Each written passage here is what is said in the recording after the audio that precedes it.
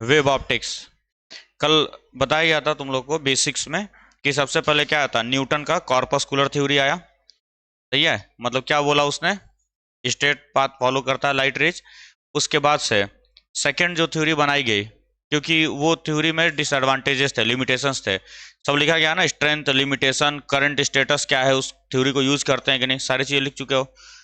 तो उसमें क्या था, लिमिटेशन ये था कि सर जो कॉर्पस्कुलर थ्योरी था या पार्टिकल नेचर जो था हमारा न्यूटन का, डेस्कार्ट्स ने पहले दिया था, लेकिन उसको इम्प्रूव किया था न्यूटन ने, तो न्यूटन का ही नाम लेते हैं हम लोग, डेस्कार्ट्स का नाम लेते नहीं हम लोग।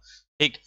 उसमें दिक्कत क्या आई थी कि उसमें से हम लोगों ने रिफ्लेक्शन रिफ्रैक्शन तो समझा दिया था, रेक्टिलिनियर प्रोपोगेशन ऑफ लाइट समझा लिया, बट जो डिफ्रैक्शन के फिनोमिना है, स्मॉल होल से जो भी लाइट रेज आती थी, उसके फिनोमिना को, पोलराइजेशन, डिफ्रैक्शन, ये प्रोसेस को समझा नहीं पाया था किसने, न्यूटन की कॉर्पस्कुलर थ्योरी ने। तो एक नई थ्योरी बनाई गई जिसका नाम क्या रखा गया, वेव थ्योरी, जो किसने बनाया, हाइगन ने। ठीक है ना, क्रिश्चियन हाइगन ने बनाया था अर्ली 1678 में, उस थ्योरी को बना दिया।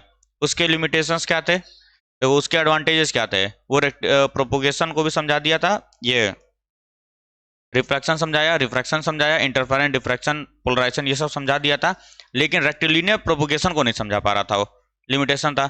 फिर उसके बाद से क्या बना, मैक्सवेल का इलेक्ट्रोमैग्नेटिक वेव वाली थ्योरी बनी, कि जो वेव्स होते हैं या लाइट वेव्स जो होते हैं हमारे, वो एक्चुअल में ना पार्टिकल नेचर है ना वेव नेचर है, वो इलेक्ट्रोमैग्नेटिक वेव है वो, लेकिन इलेक्ट्रोमैग्नेटिक है वो, जो कि हम लोग पढ़े थे चैप्टर नंबर, इसके पहले वाले रे ऑप्टिक्स से पहले पार्ट 1 का लास्ट चैप्टर, चैप्टर नंबर 8 में, ईएमडब्ल्यू, इलेक्ट्रोमैग्नेटिक वेव्स, जिसमें स्पेक्ट्रम्स होते थे, माइक्रोवेव, इंफ्रारेड, ये वगैरह वगैरह करके। तो मैक्सवेल ने उस समय बनाया था ना, 4 इक्वेशन बनाया था, उन्हीं 4 इक्वेशंस की हेल्प से उन्होंने ये बताया कि वेव क्या होता है, ईएमडब्ल्यू होता है, इलेक्ट्रोमैग्नेटिक वेव होता है। सही है। फिर उसके बाद एक थ्योरी बनाई गई, कौन सी थ्योरी थी, ड्यूअलिटी की थ्योरी बनाई गई, पांचवी जो थ्योरी थी। हाँ, अच्छा, चौथी थ्योरी जो बनाई गई, प्लैंक ने बनाया, क्वांटम थ्योरी, कि उन्होंने ये बोला कि जो भी सनलाइट से जो भी लाइट्स आ रही हैं, वो क्वांटा के फॉर्म में आ रही हैं, पैकेट ऑफ एनर्जी के फॉर्म में आ रही हैं, जो किसी भी सरफेस पे इंसिडेंट हो रहा है तो वहां पे एनर्जी को रिलीज कर रहा है, वो हम लोग आगे चैप्टर में पढ़ेंगे कि एच न्यू एनर्जी लेकर के आता है, और वो वर्क फंक्शन के बराबर होता है, कुछ इलेक्ट्रॉन्स बाहर निकल जाते हैं हमारे। ठीक है, वहां पे हम लोगों ने पढ़ा था, फोटो इलेक्ट्रिक इफेक्ट को पढ़ेंगे हम आगे जाकर के। फिर उसके बाद से बना आइंस्टीन का ड्यूअलिटी नेचर। आइंस्टीन ने ये बोला कि भाई दोनों नेचर होते हैं, पार्टिकल नेचर भी है, वेव नेचर भी है, जब जिस नेचर की जरूरत पड़ती है लाइट वो वाला नेचर अपना शो करता है। सही है। उसके बाद क्या बना था, क्वांटम इलेक्ट्रोडायनामिक्स, क्यूईडी, जिसको फेनमैन ने दिया था। ठीक है, वो भी इसी से मिलता जुलता ही था, ड्यूअल नेचर से ही मिलता जुलता उसको बनाया गया था। ठीक, ये तो बेसिक्स की बात होगी जो कि हम लोगों ने देख चुका है। अब जो इस चैप्टर को जो हम स्टार्ट करेंगे, सबसे पहला टॉपिक जो आता है, वेव फ्रंट आता है। अब सबको पता है हाइगन ने क्या बोला, कि लाइट जो है वो वेव के फॉर्म में ट्रेवल कर रही है। अब जब भी वेव ट्रेवल कर रहा होगा तो उसका कुछ ना कुछ लोकस बन रहा होगा, वेव ऐसे ऐसे जो चल रहा होगा उसका कुछ ना कुछ लोकस होगा, पाथ होगा। सही है, तो उसी पाथ को ही हम लोग क्या बोलते हैं, वेव फ्रंट बोलते हैं। समझ आ रही बात, वेव फ्रंट उसी को बोला जाता है। ठीक है, वेव फ्रंट हेडिंग डाल लेंगे, वेव फ्रंट, या ऐसे भी समझ सकते हो, जो भी वेव का फ्रंट है, जो भी वेव चल रहा होगा उसका फ्रंट पार्ट कुछ ना कुछ होगा, वही वेव फ्रंट होता है। इसी में आता है वेवलेट आता है। ठीक है, अभी पढ़ेंगे, जब हाइगन का प्रिंसिपल पढ़ेंगे तो उसमें समझ में आ जाएंगे ये सारी बातें। तो वेव फ्रंट का मतलब क्या हुआ, लोकस होगा ये, जो भी वेव चल रहा होगा। लेकिन सबसे बड़ी बात क्या है कि वेव जब चल रहा होगा तो पार्टिकल्स होंगे, वो पार्टिकल्स जो है सेम फेज में क्या करते हैं, ट्रेवल करते हैं। जैसे वेव की बात करूं मैं, तो पानी देखा होगा, स्टिल वाटर है, मान लो रुका हुआ पानी है, उसमें एक पत्थर मारोगे तो वेव ऐसे जनरेट होते हैं कि नहीं, लहर। जहां पे पत्थर गिरता है वो सोर्स ऑफ डिस्टरबेंस होता है, डिस्टर्बिंग पॉइंट होता है हमारा। पत्थर क्या था, सोर्स ऑफ डिस्टरबेंस था। ठीक है, तो पानी में ऐसे लहर उड़ता है और तुम्हारी तरफ आता हुआ दिखाई देगा। ठीक है, जैसे मान लो पानी था, मैंने पत्थर यहाँ पर मारा, तो कैसे वेव्स बनेंगे, ऐसे वेव बनेगा, ऐसे वेव बनेगा, तुम्हारी तरफ आता हुआ दिखाई देगा कि नहीं। वेव का सर्किल बढ़ता जाता है, मतलब ऐसा कुछ होगा, ऐसा करके तुम्हारी तरफ आता हुआ दिखाई देगा, चारों तरफ उड़ता दिखाई देता है कि नहीं, चारों तरफ आता हुआ दिखाई देता है। मीन्स यहाँ पे छोटा सर्किल बनता है, फिर बड़ा सर्किल बनेगा, फिर और बड़ा सर्किल बनेगा, और बड़ा सर्किल बनेगा, जहां तक पानी होगा वहां तक ये सर्किल बनते जाते हैं। लेकिन सबसे इंपॉर्टेंट बात समझना जरा, यहां पर ये नहीं है कि यहां पर एक पानी का पार्टिकल था तो आगे ट्रेवल करता जा रहा है ना, ये नहीं होता है। पानी का जो पार्टिकल वो अपनी जगह पे क्या करता रहता है, सेम फेज में ऑसिलेशन करता रहता है, टू एंड फ्रो मोशन करता है। ध्यान से सुन लेना इस बात को। जो यहाँ का पानी का पार्टिकल होगा ये ऊपर जाएगा नीचे आएगा, यहाँ का जो पानी का पार्टिकल होगा ये नीचे जाएगा ऊपर आएगा। बात समझ आ रही है ना? ऐसे करके लहर बनता है पानी में जो, तो हर एक पॉइंट पर, हर एक पानी के वेव में जो भी पार्टिकल्स होंगे, वाटर मॉलिक्यूल है, पार्टिकल्स है वहां पे, तो पार्टिकल सेम फेज में ऑसिलेट करता है। ऐसा नहीं है कि यहाँ का पार्टिकल बढ़ करके आगे जा रहा हो, ये बात दिमाग में बिठा कर रखना है, सही है? तो वेव फ्रंट में यही हम लोग बोलते हैं कि लोकस ऑफ, क्या बोलेंगे, वेव का जो भी पॉइंट्स होंगे उसका locus, which are oscillating in same phase, same phase में ऑसिलेट करता है, वो आगे पीछे नहीं जाएगा, वो पार्टिकल वहीं पर क्या करेगा, टू एंड फ्रो मोशन करेगा, अप डाउन मोशन करता रहेगा और वेव का फॉर्मेशन होता रहेगा हमारा। तीन तरह के वेव फ्रंट हम लोग पढ़ते हैं। एक होता है हमारा planar wave front, spherical wave front और सिलेंड्रिकल वेव फ्रंट। तीन टाइप के वेव फ्रंट पढ़ाए जाते हैं हम लोग को।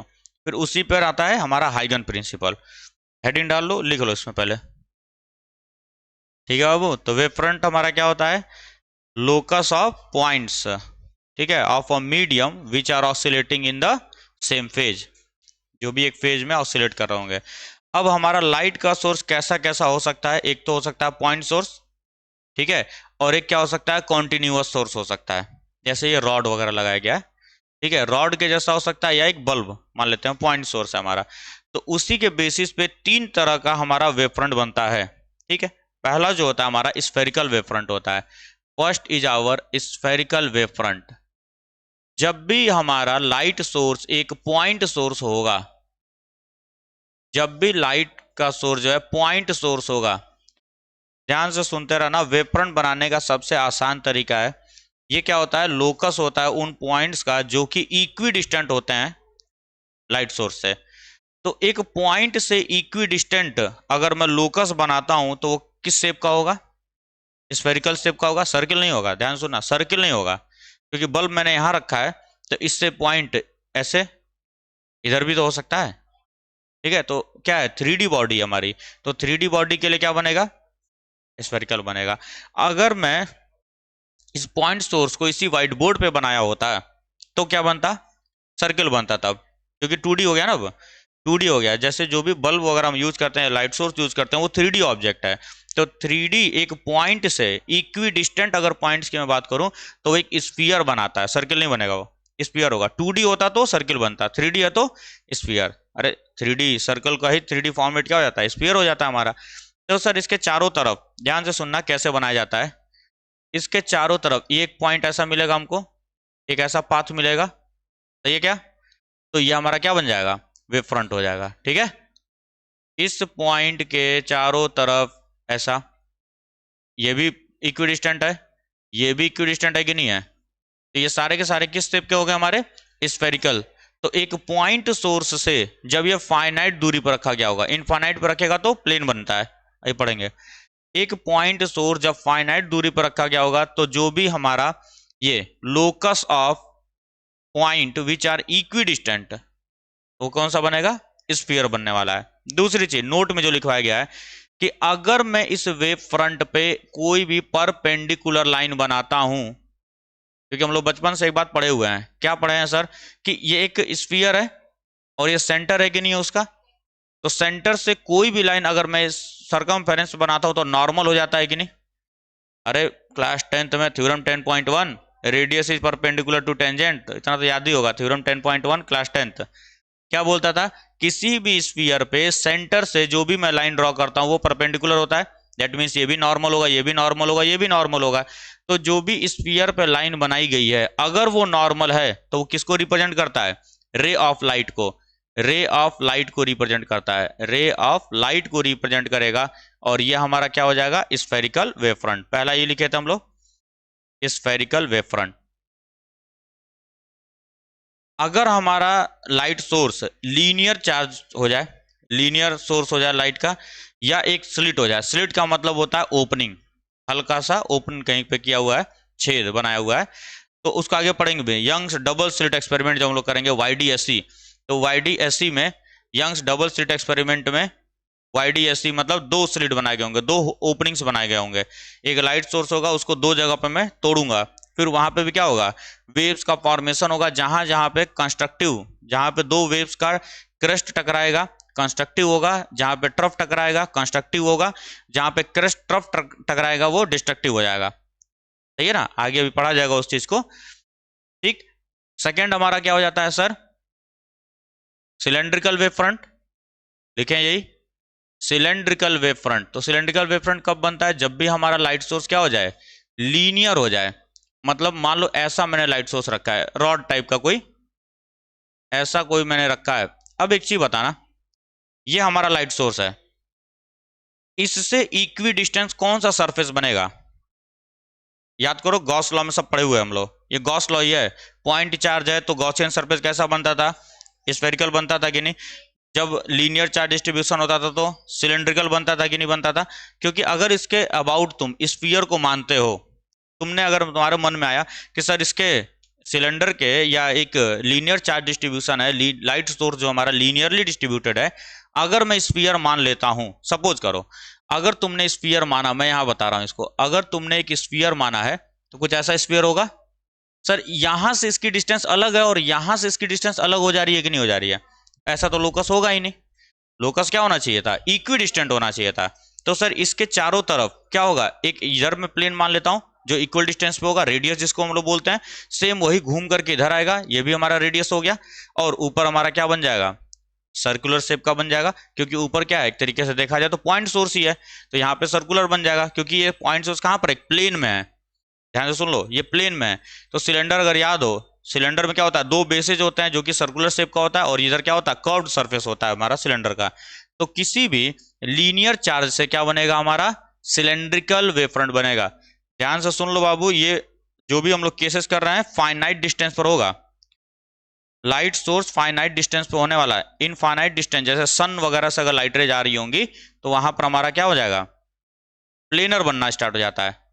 अब यहां पर वेव फ्रंट, अब इसके परपेंडिकुलर लाइंस को मैं जब बनाऊंगा, ध्यान से सुनते रहना सर, यहां से परपेंडिकुलर लाइन ऐसे जाएगा, यहां से ऐसे परपेंडिकुलर लाइंस जाएंगी, तो ये क्या दिखा रही होंगी, रे ऑफ लाइट को। सरफेस के नॉर्मल अगर मैं लाइन को बनाता हूं तो क्या रिप्रेजेंट करेगा सर, रे ऑफ लाइट को, ऐसे। ठीक है, तो ये हमारा हो जाएगा रे ऑफ लाइट,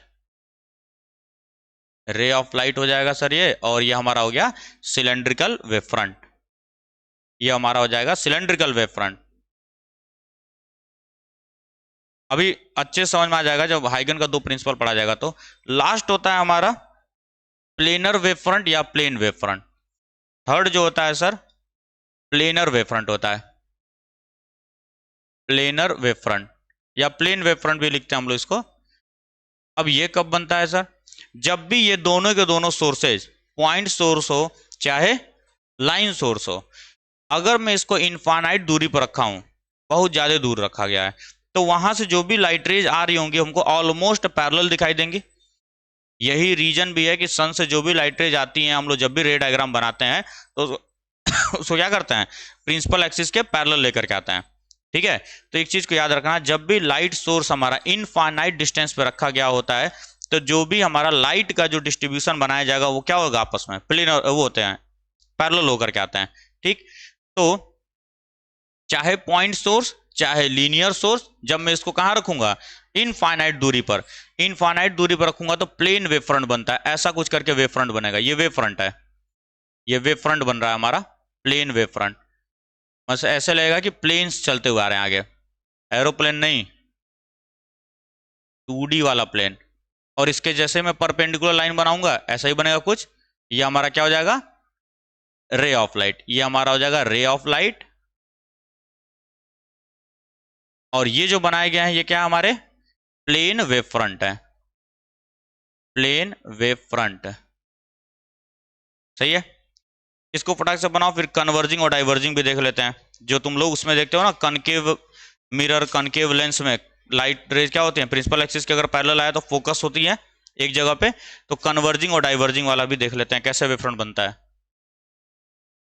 चलो देखो, कौन पिटा उठा जाएगी, बढ़िया सही है, हो गया पंचायत। इधर देख लो, अब जैसे देखो हम लोग क्या करते थे, लेंस अगर है, सपोज करो ये लेंस, इसमें लाइट रेज कैसे आ रही थी, ऐसे आती हैं और आफ्टर रिफ्रैक्शन यहाँ कन्वर्ज होती हैं कि नहीं, लाइट रेज आएंगी सर यहाँ कन्वर्ज होंगी। तो यहाँ साफ साफ दिख रहा है कि सर ये तो हमारा क्या हो रहा है, स्ट्रेट लाइन आ रहा है, तो यहाँ पे वेव फ्रंट कैसा बन रहा होगा, प्लेनर वेव फ्रंट बन रहा होगा, क्योंकि लाइट सोर्स कहां से आ रहा है, इन्फिनिटी से आ रहा है कि नहीं आ रहा है, तो प्लेनर वेव फ्रंट बन रहा होगा। लेकिन यहां पे सर क्या होगा, जब ये ऐसे क्या हो रहा है, ये कन्वर्ज हो रहा है, तो कैसा बनेगा, तो देखो ये कन्वर्ज हो रहा है, मतलब मैं ये सोच सकता हूं, मैं ये चीज सोच सकता हूं यहाँ पे कि यहाँ पॉइंट सोर्स रखा गया है, यहाँ पर एक पॉइंट सोर्स रखा गया है जहां से लाइट रे क्या हो रही है, एमिट हो रही है। लाइट रे यहाँ से, मैं इधर से नहीं देख करके इधर से देखूंगा कि लाइट रे यहाँ से निकल रही है और आफ्टर रिफ्रैक्शन पैरेलल हो गई है।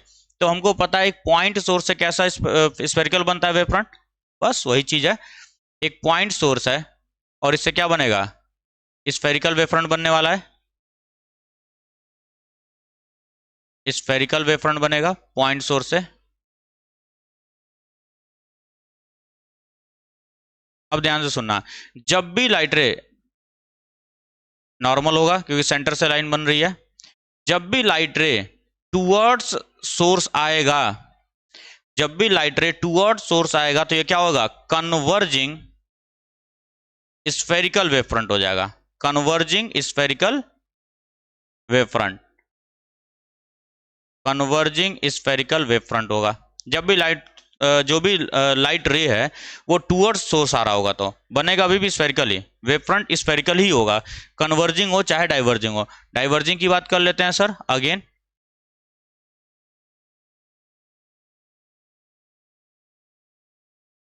ऐसा करके स्फीयर बन रहा होगा, मैं आधा ही पार्ट बना रहा हूँ, समझ आ रहा है ना, ये पूरा सर्किल स्फीयर बनेगा लेकिन मैं हल्का आधा ही पार्ट बना रहा हूँ जितने की मुझे जरूरत है। यहाँ से अगेन लाइट रेज क्या होंगी, परपेंडिकुलर जाएंगी, जब भी लाइट रे toward away from light source जाएगा तो क्या बनेगा, diverging spherical wave front, diverging spherical wave front, diverging spherical wave front बनने वाला है। बात समझ आ रही है, अभी भी बनेगा स्फेरिकल वेव फ्रंट ही, तीन ही होते ही हैं वेव फ्रंट, तीन ही होते हैं हमारे पास, एक होगा स्फेरिकल, एक होगा लीनियर जो सिलेंड्रिकल है हमारा, और तीसरा क्या होगा, प्लेनर होगा। जब भी लाइट सोर्स इंफिनिटी पे होगा तो वही पॉइंट सोर्स और लीनियर सोर्स ही क्या बना देते हैं, प्लेनर बना लेते हैं। जब भी फाइनाइट डिस्टेंस पे होगा तो कैसा बनाएंगे, स्फेरिकल बनाएंगे, और जब भी हमारा लाइट सोर्स जो है लीनियर होगा तो क्या बनाएगा, सिलेंड्रिकल बनाएगा। यही तीन होते हैं, इसके अलावा नहीं होता है। कन्वर्जिंग और डाइवर्जिंग के केस में कैसा बनता है, स्फेरिकल वेव फ्रंट बनता है। लाइट सोर्स अगर टूवर्ड्स ये लाइट रे जो है टूवर्ड्स सोर्स आएगा तो कन्वर्जिंग, अवे जाएगा तो सर डाइवर्जिंग बनता है। इसको भी नीचे बना करके नाम लिख लो।